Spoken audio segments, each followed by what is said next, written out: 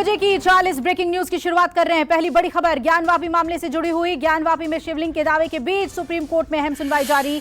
3 जजों के बीच मामले की सुनवाई हो रही है। दोपहर 3 बजे सुप्रीम कोर्ट में सुनवाई शुरू हो गई। वर्शिप एक्ट को लेकर तीखी बहस। कल सुप्रीम कोर्ट ने वाराणसी कोर्ट की सुनवाई पर रोक लगा दी थी। कहा था कि लोअर कोर्ट कोई भी आदेश जारी न करे। मुस्लिम पक्ष ने सुप्रीम कोर्ट में आशंका जताई थी कि वाराणसी कोर्ट दीवार गिराने के आदेश जारी कर सकता है।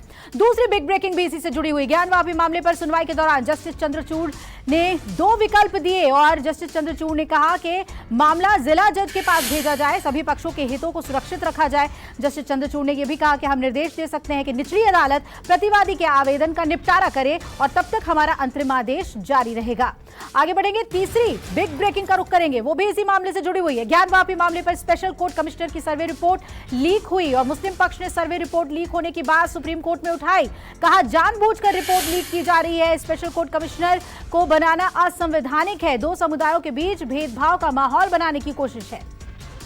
4 बजे की चौथी बड़ी खबर भी इसी मामले से जुड़ी हुई। सुनवाई से ठीक पहले हिंदू पक्ष ने जवाब दाखिल करते हुए दावा किया कि हिंदू सदियों से उसी स्थल पर अपनी रीतियों का पालन कर रहे हैं, परिक्रमा कर रहे हैं। हिंदू पक्ष ने अपने जवाब में कहा औरंगजेब ने कोई वक्फ नहीं स्थापित किया था, विवादित जगह पर मस्जिद नहीं है। और अब 4 बजे की 5वीं बिग ब्रेकिंग। सुप्रीम कोर्ट में सुनवाई से पहले आज जुमे की नमाज के दौरान ज्ञानवापी में भारी भीड़ देखी गई। आज नमाजियों की लंबी लाइन यहां पर देखी गई। अंजुमन इंतजामिया मस्जिद कमेटी की कम भीड़ की अपील के बावजूद ज्ञानवापी मस्जिद में लोग जुमे की नमाज अदा करने के लिए पहुंचे। कड़ी सुरक्षा और चेकिंग के बाद सीमित संख्या में नमाजियों को अंदर जाने दिया गया क्योंकि वजूखाना सील है। आगे बढ़ेंगे, अगली बड़ी खबर, जमानत पर जेल से रिहा लालू यादव की मुश्किलें बढ़ गई हैं। रेलवे में नौकरी दिलाने के भ्रष्टाचार मामले में सीबीआई की छापेमारी की गई और लालू यादव के 17 ठिकानों पर सीबीआई ने रेड डाले हैं। राबड़ी देवी के घर पर सीबीआई ने छापेमारी की और सीबीआई की 8 सदस्यीय टीम राबड़ी देवी के घर पर रेड के लिए पहुंची। और वहीं दिल्ली में लालू यादव की बेटी मीसा भारती के घर पर सीबीआई की छापेमारी की खबर है। दिल्ली के अलावा भोपाल, गोपालगंज, पटना में भी सीबीआई रेड चल रही है। और अब 4 बजे की 7वीं बिग ब्रेकिंग का रुख करेंगे। राष्ट्रीय जनता दल ने सीबीआई पर निशाना साधते हुए ट्वीट किया, कहा तोते हैं, तोतों का क्या। आरजेडी नेता और विधायक आलोक मेहता ने कहा कि एक मजबूत आवाज को दबाने की कोशिश की जा रही है। सीबीआई की कार्रवाई पूरी तरह से पक्षपाती है और पूर्व मुख्यमंत्री राबड़ी देवी के भाई प्रभुनाथ यादव ने केंद्र सरकार पर निशाना साधा। कहा केंद्र सरकार जानबूझकर राबड़ी देवी के परिवार को तंग कर रही है। 4 बजे की 8वीं बिग ब्रेकिंग भी इसी मामले से जुड़ी हुई। लालू यादव के कई ठिकानों पर सीबीआई की छापेमारी पर बीजेपी नेता सुशील मोदी ने प्रतिक्रिया दी। कहा जब लालू यादव रेल मंत्री थे तो उन्होंने ग्रुप डी की नौकरी देने के बदले दर्जनों लोगों से जमीन लिखवा ली थी और लालू यादव का कहना था कि तुम हमें अपनी जमीन दो, हम तुम्हें ग्रुप डी की नौकरी देंगे और इसी ढंग से वो काम करते थे। 4 बजे की 9वीं बिग ब्रेकिंग। हैदराबाद के बहुचर्चित एनकाउंटर को सुप्रीम कोर्ट के जांच आयोग ने फर्जी बताया। पुलिसकर्मियों को दोषी बताया गया है। 26 नवंबर 2019 की रात हैदराबाद में 27 साल की एक वेटनरी डॉक्टर की बलात्कार के बाद हत्या की गई थी। 6 दिसंबर को तड़के करीब 3 बजे पुलिस ने चारों आरोपियों को संदिग्ध एनकाउंटर में मार गिराया था। और अब आगे बढ़ेंगे, 4 बजे की अगली बड़ी खबर का रुख करेंगे। कश्मीर के कुपवाड़ा में घुसपैठ की कोशिश नाकाम। सेना ने एक पाकिस्तानी आतंकी को ढेर किया है। बताया जा रहा है कि बैट एक्शन के तहत आतंकी को भारतीय सीमा में घुसाने की कोशिश थी, पर सेना की चौकसी के चलते दोनों ओर से फायरिंग हुई और आतंकी मार गिराया गया। 4 बजे की 11वीं बिग ब्रेकिंग का रुख कर रहे हैं। बड़ी खबर आ रही है, लद्दाख के लेक पर चीन के पुल बनाए जाने की खबरों को लेकर राहुल गांधी ने पीएम मोदी पर निशाना साधा है। लद्दाख में चीन के ब्रिज बनाने पर राहुल गांधी ने ट्वीट किया, कहा पीएम को देश का बचाव करना चाहिए। राहुल गांधी ने कहा कि चीन लगातार निर्माण कर रहा है और सरकार का जवाब है कि वो हालात पर नजर बनाए हुए है।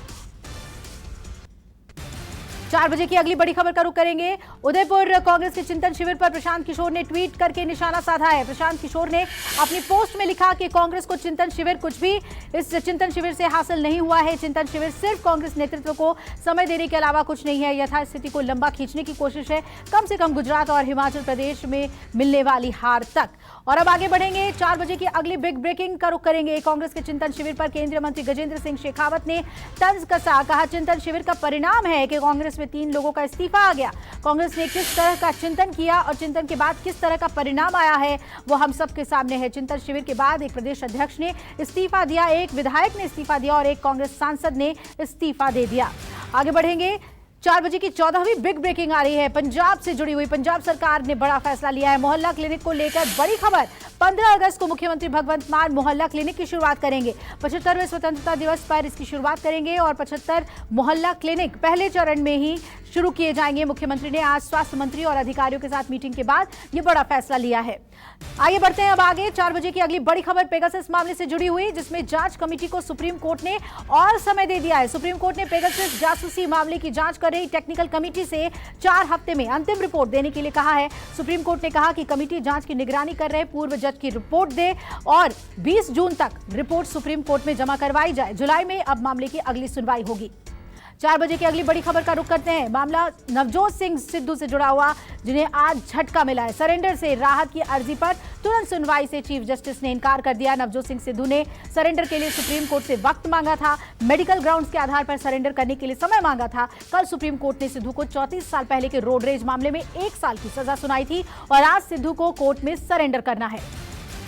4 बजे की 17वीं बड़ी खबर की ओर आगे बढ़ रहे हैं। 27 महीने के बाद जेल से रिहा हुए समाजवादी पार्टी के दिग्गज नेता आजम खान, कल सुप्रीम कोर्ट ने आजम खान को अंतरिम जमानत दी थी। सीतापुर जेल में आजम खान को रिसीव करने पहुंचे शिवपाल यादव के साथ आजम खान के बेटे अब्दुल्ला और अदीब भी मौजूद थे। सीतापुर में जेल के बाहर पहुंचे शिवपाल यादव ने कहा कि यह आजम खान की जीत है, न्याय की जीत है। और 18वीं बिग ब्रेकिंग का रुख कर रहे हैं। आजम खान की रिहाई को लेकर अखिलेश यादव ने ट्वीट किया, कहा झूठ के लम्हे होते हैं, सदियां नहीं। अखिलेश यादव ने ट्वीट करके रिहाई का स्वागत किया और कहा कि पूरा एतबार है कि आजम खान बाकी झूठे मामलों में भी बाइज्जत बरी होंगे। कुछ दिनों से आजम खान और अखिलेश यादव के बीच अनबन की खबर सामने आई थी। खबर यहां तक थी कि आजम ने जेल में मिलने पहुंचे सपा के प्रतिनिधिमंडल को बिना मिले ही लौटा दिया था। आगे बढ़ेंगे। 4 बजे की 19वीं बिग ब्रेकिंग। राष्ट्रीय पदाधिकारियों की बैठक में पीएम मोदी का कांग्रेस पर निशाना। सरकार से अपेक्षा नहीं करते थे लोग, 2014 के बाद बदली सोच। चुनाव के समय हम जैसे हर घर हर बूथ तक पहुंचते हैं, वैसे ही नागरिकों के घर घर तक जाना है। पीएम मोदी ने कहा कि देश में विकासवाद की राजनीति पर हमें हर दिशा में काम करना है, हर दल को विकासवाद की राजनीति पर आने पर मजबूर करना है। आगे बढ़ेंगे। 4 बजे की 20वीं बिग ब्रेकिंग। राजस्थान के जयपुर में बीजेपी पदाधिकारियों की बैठक। पीएम मोदी ने बीजेपी कार्यकर्ताओं से अगले 25 साल की जीत का उन्हें मंत्र दिया और पीएम मोदी ने कहा कि भारत को उम्मीदों से दुनिया देख रही है, पूरी दुनिया को भारत से बहुत आशा है। पदाधिकारियों की बैठक में पीएम मोदी ने जोश भरा और कहा कि यही समय है, सही समय है। 4 बजे की 21वीं बिग ब्रेकिंग का रुख कर रहे हैं। भारी विरोध के बीच रामलला के दर्शन करने नहीं जाएंगे राज ठाकरे। राज ठाकरे का अयोध्या दौरा रद्द कर दिया गया है। 5 जून को राज ठाकरे अयोध्या जाने वाले थे। स्वास्थ्य कारणों से राज ठाकरे ने अपना ये दौरा रद्द किया है। राज ठाकरे ने सोशल मीडिया पर पोस्ट शेयर करके कहा कि अयोध्या का दौरा स्थगित कर दिया गया है। 22 मई को पुणे में होने वाली रैली के बाद इस पर फैसला लिया जाएगा। और अब 4 बजे की 22वीं बिग ब्रेकिंग यूपी से। अब यूपी में हाईटेक हुआ कानून बनाना। लोकसभा अध्यक्ष ओम बिरला ने यूपी में ई विधान प्रणाली का उद्घाटन किया। ई विधान प्रणाली के बाद यूपी के विधानमंडल की कार्यवाही अब पेपरलेस हो जाएगी। कार्यक्रम के दौरान मंच पर एक साथ दिखे सीएम योगी और अखिलेश यादव। कार्यक्रम के दौरान ओम बिरला ने कहा, यूपी की विधानसभा शायद देश की सबसे बड़ी विधानसभा होगी। आइए आगे बढ़ रहे हैं 4 बजे की 23वीं बिग ब्रेकिंग की ओर। विधानसभा में बोले सीएम योगी, कहा हमें अगले 25 सालों की कार्य योजना को लेकर आगे बढ़ना है। सत्ता और विपक्ष मिलकर काम करे तो जन कल्याण का काम होगा। अब बहुत मोटा बैग लाने की जरूरत नहीं होगी। ई विधान कार्यक्रम के माध्यम से काम सरल होने जा रहा है। और अब 4 बजे की 24वीं बिग ब्रेकिंग। स्मार्टफोन और कंप्यूटर को लेकर सीएम योगी का तंज कसने वाले अखिलेश यादव ने ई विधान की तारीफ की। विधानसभा में हर विधायक के सीट पर टैबलेट रखा देख अखिलेश यादव ने कहा, ऐसा लगा जैसे आईटी सेंटर में आ गया हूं। इस दौरान अखिलेश यादव ने कहा कि मेरी और मुख्यमंत्री की ट्रेनिंग अलग करवाइए। आगे बढ़ते हैं। 25वीं बिग ब्रेकिंग का रुख कर लेते हैं। गांधीनगर में 2011 बैच के आईएएस अधिकारी और सुरेंद्रनगर के पूर्व कलेक्टर राजेश के घर पर सीबीआई ने छापा मारा है कि राजेश इस समय राज्य के सामान्य प्रशासन में पोस्टेड हैं और राजेश पर बंदूक लाइसेंस जारी करने और जमीन मामलों में गड़बड़ी का आरोप है। दिल्ली सीबीआई ने के राजेश के खिलाफ एफआईआर दर्ज कर ली है। आगे बढ़ेंगे। 26वीं बिग ब्रेकिंग का रुख कर रहे हैं। रेल मंत्री अश्विनी वैष्णव ने वंदे भारत ट्रेन के डिब्बों के निर्माण का जायजा लिया और रेल मंत्री अश्विनी वैष्णव ने चेन्नई के इंटीग्रल कोच फैक्ट्री का दौरा किया। इस दौरान अश्विनी वैष्णव ने कहा कि 15 अगस्त 2023 से पहले 75 ट्रेनों का उत्पादन किया जाएगा। ट्रेन के डिब्बों को नवीनतम संस्करण पिछले संस्करण की तुलना में अपग्रेडेड होगा।